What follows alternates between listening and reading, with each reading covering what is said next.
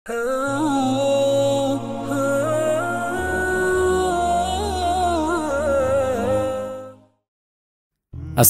আলাইকুম ওয়া রাহমাতুল্লাহি ওয়া বারাকাতুহু।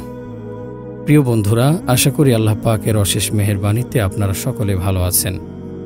পরম করুণাময় মহান আল্লাহ তাআলার নামে শুরু করছি, যিনি অত্যন্ত মেহেরবান। প্রিয় দর্শক, আজকে আমরা জানব একজন ব্যক্তির জানাজা এবং একজন আল্লাহ তাআলার ওলির গল্প। মহান আল্লাহ তাআলার এই ওলি ছিলেন হযরত হাসান বসরি রহমতুল্লাহি আলাইহি। গল্পটি সম্পূর্ণরূপে বুঝতে ভিডিওটি শেষ পর্যন্ত দেখার অনুরোধ রইল।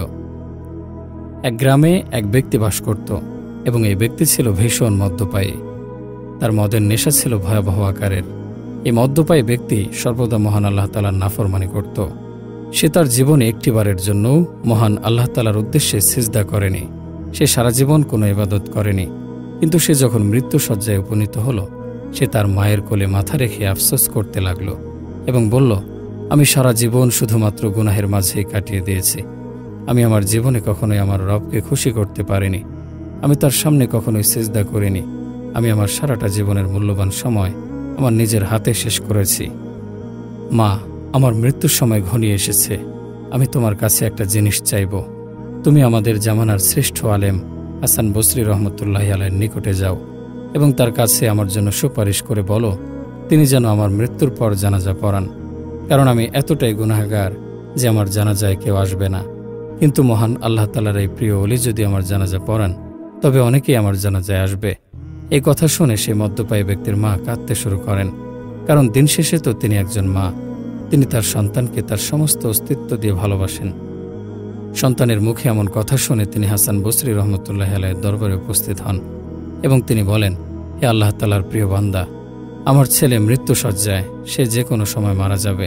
আমার ছেলে আমাকে বলেছে, তুমি মহান আল্লাহ তাআলার প্রিয় বান্দা হাসান বসরি রহমতুল্লাহি আলাইহিকে বলো, তিনি যেন এসে আমার জানাজা পড়ান।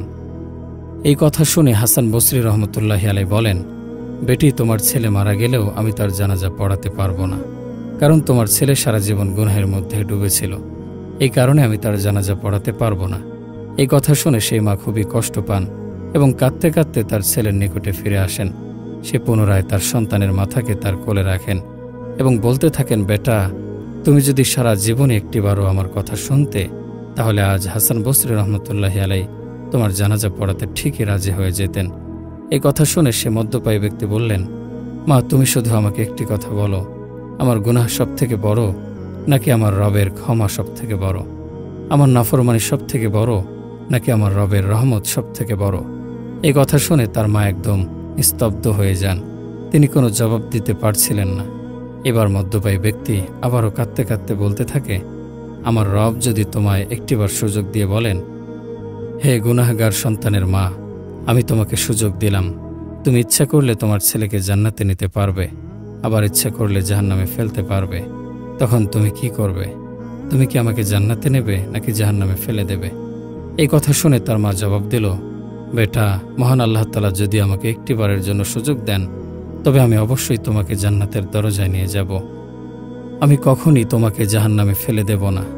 এবার মদ্যপায়ী ব্যক্তি বলল, তুমি যদি আমায় ভালোবেসে জাহান্নামে ফেলতে না পারো, তবে আমার রব, যিনি আমাকে তোমার থেকেও 70 গুণ বেশি ভালোবাসেন, তিনি আমাকে কিভাবে জাহান্নামে ফেলে দেবেন? এই কথা বলার পরেই এই ব্যক্তির ইন্তিকাল হয়ে যায়। সন্তানের মৃত্যুতে তার মা খুবই ভেঙে পড়েন। এক সময় তার ঘরের দরজায় কেউ কড়া নাড়ে। সেই মহিলা দরজা খুলে দেখতে পান সেখানে হাসান বসরি রহমতুল্লাহি আলাইহি দাঁড়িয়ে রয়েছেন। সেই মদ্যপায়ীর মা তাকে জিজ্ঞাসা করলেন, আপনি তো আমার কথায় রাজি ছিলেন না, আপনি এই সময় এখানে কেন এসেছেন?